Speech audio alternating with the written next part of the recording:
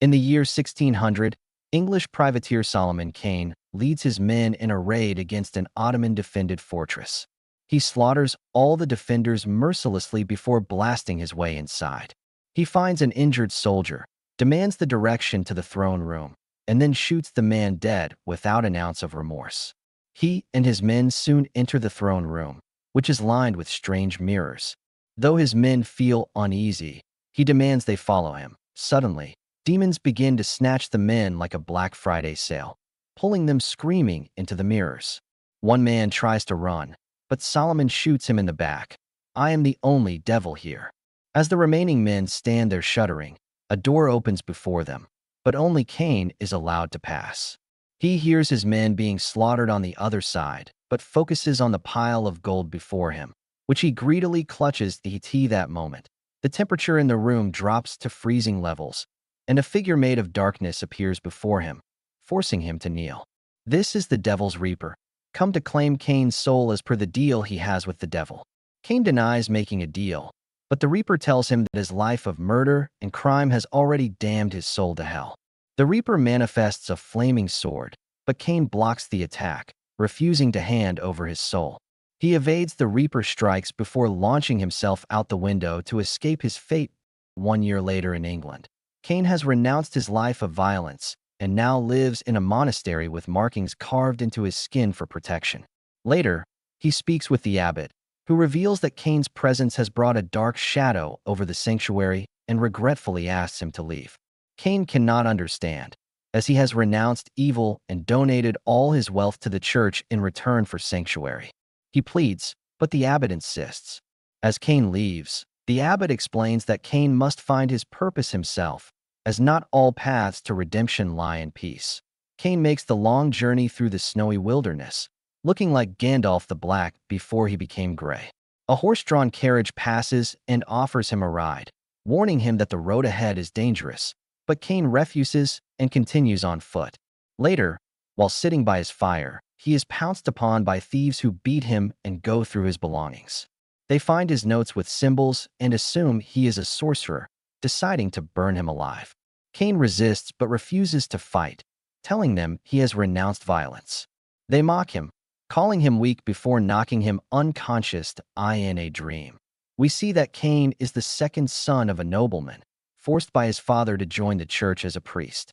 Cain refuses, and his father threatens to cut him off, but Cain defies him and walks out. Cain recalls encountering his older brother Marcus, who was trying to force himself on a girl.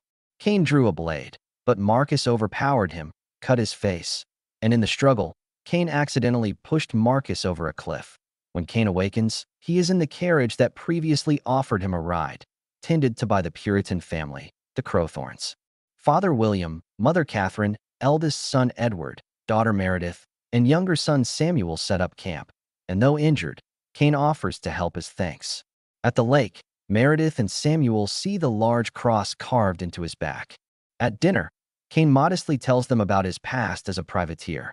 Meredith thinks it must have been exciting, but Edward says a life of bloodshed should not be glorified. William, who fought in the Queen's army, says taking another man's life is very difficult, but Cain admits it was easy, barely an inconvenience. That night, Cain dreams about leaving home. Restless, he joins William by the lake, telling him he is blessed to have such a family. William reveals he plans to sail to the New World with his family and offers Cain a place with them. Cain refuses, saying he has done cruel things and is not the man William thinks. William insists there is always a path to redemption. The next day, the Crowthorns continue their journey with Cain following. Meredith makes him new clothes, and he changes by the river. Along the way, they come across a destroyed settlement with bodies everywhere, all missing their eyes. In the center stands a stake, evidence that a witch was burned but likely escaped. Meredith finds a lone survivor, a small girl, who later explains the people tried to burn the witch, but she laughed, saying the devil's children would walk the earth. Cain is suspicious and tells William to give her his cross. When he brings it close, the girl pricks Meredith's palm and suddenly attacks Cain, revealing herself as the witch before disappearing. Meanwhile, in a nearby village, soldiers loyal to the dark sorcerer Malachi raid and slaughter the people. Survivors are brought to their commander, a masked man, who uses dark magic to imbue them with Malachi's power, turning them into his slaves. Later, while camping in the forest, Cain notices the mark on Meredith's hand. She wonders if they will be safe, but Cain promises to protect her. The next morning, Samuel wakes Cain and takes him to see men transporting captured people. Samuel runs to warn his father, but the men have found the Crowthorns and are attacking them, grabbing Samuel. The masked man arrives, and the soldiers drag Meredith to him, showing her mark. Cain hears the screams and yells at the men to stop. One of them grabs Samuel with a blade. Samuel cries to Cain to kill them all, but Cain hopes to reason with them. He offers the sorcerer anything in exchange for their lives. The masked man asks if Cain will kill him. Cain refuses, but the sorcerer mocks his cowardice, compelling a soldier to kill Samuel before taking Meredith away. Shocked, Cain wonders what God wants from him. But if violence is what is required, so be it. Cain attacks the first soldier, disarming him, before hacking through the others. Despite his efforts, William and Edward are stabbed and left to die, and Meredith is taken. Cain faces off against the men, killing them all. He tries chasing the group on foot, but they pull away.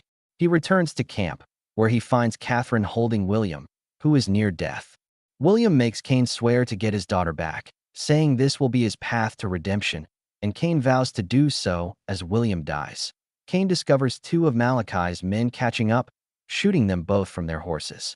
He catches up with two more riders and slaughters them, leaving a trail of bodies. He frees captured people, but Meredith is still missing. He comes upon a destroyed town, all except for a church.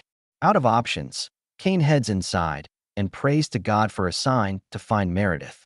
He is startled by a priest who has gone insane, explaining Malachi controls everything west and is a servant of the devil.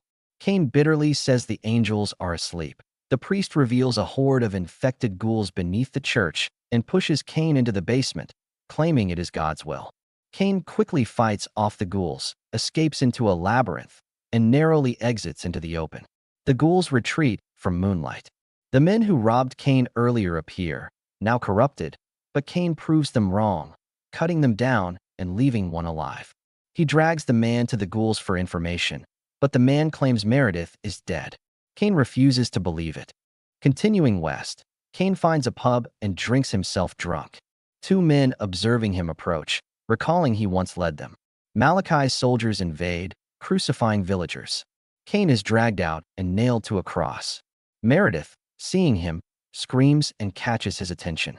Cain begs God for strength, pulling his hands free from the nails, and his former comrades save him.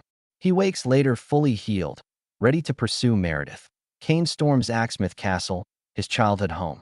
He impales the witch, fights Malachi's men, and confronts Marcus, realizing he is the masked man.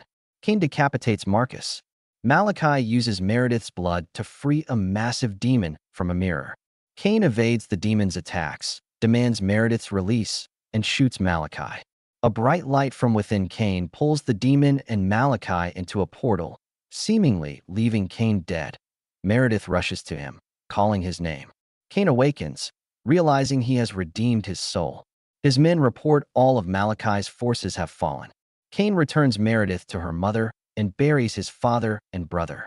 He now plans to travel the world, ridding the land of evil. Thanks for watching. If you had a good time, go ahead and hit that like button, drop a comment, and of course, subscribe for more recaps. And hey, don't click away just yet. YouTube thinks you'll love one of these two videos popping up right here.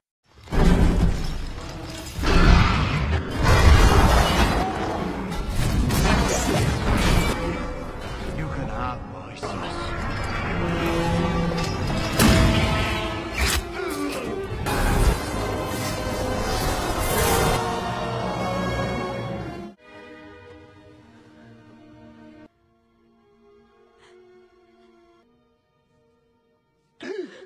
My travels, all the things I've seen and always plunging into darkness.